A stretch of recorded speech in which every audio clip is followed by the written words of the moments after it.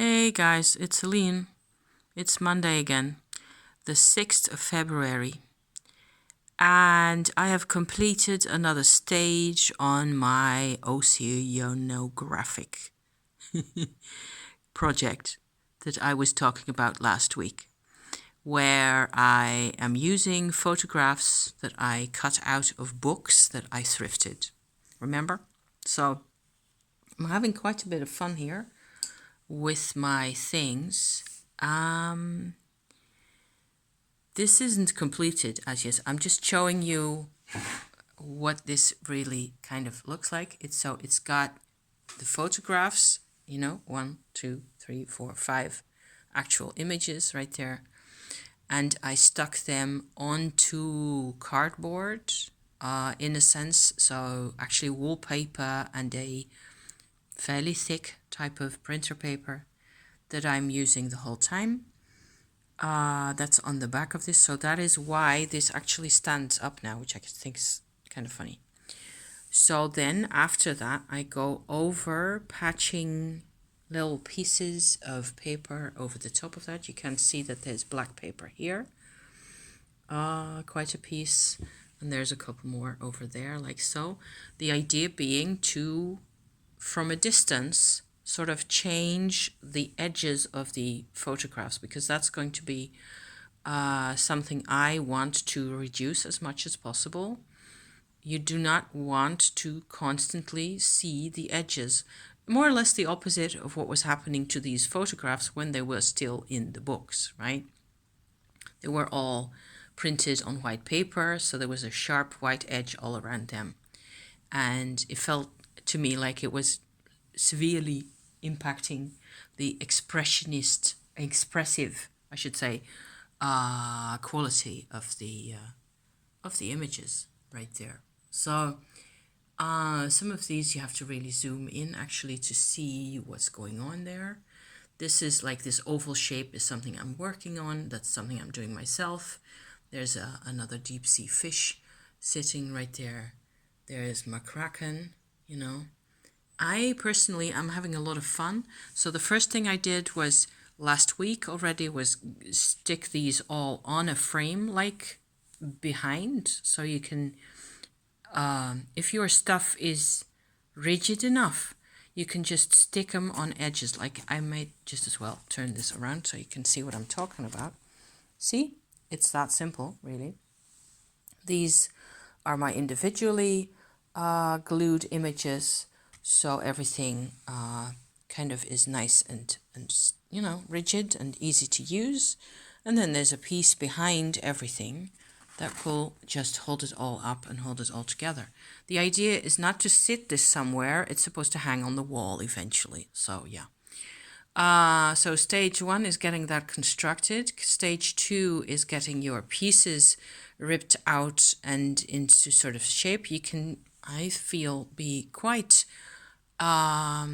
intuitive about this. Just go ahead and just get something done.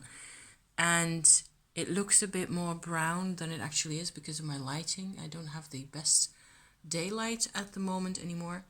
This is a individual card that I showed last week, I think, with those 2 silly fish, and a bit more work. So there's actually even metallic bits of paint in there that you probably won't be able to make out.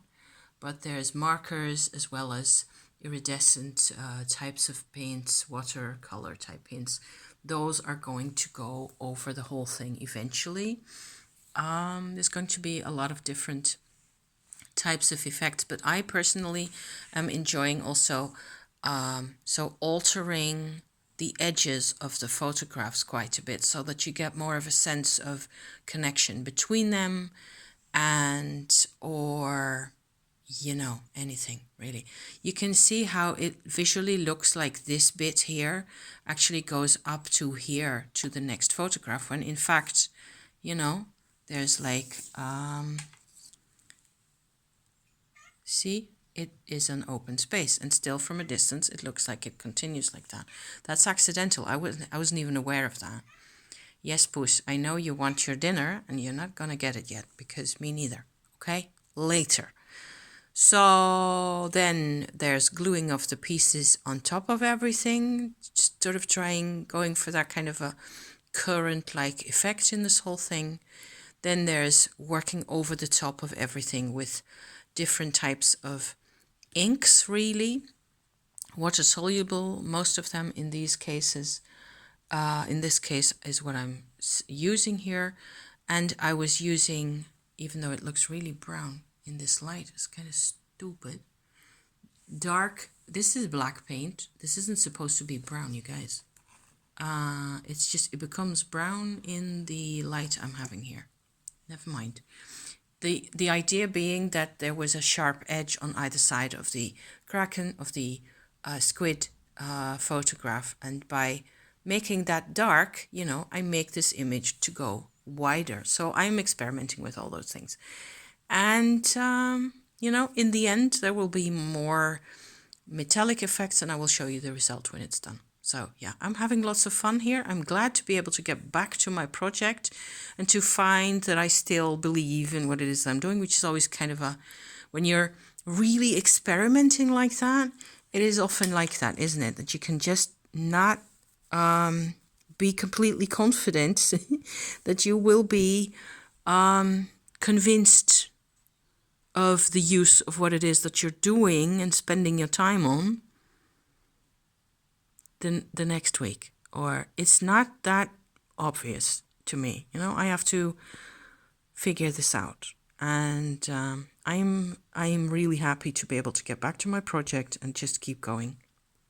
And also to think of, you know, stages of it and work as I go, you know, and just make it up as I go along. So there. Thank you for watching. See you next time. Bye for now.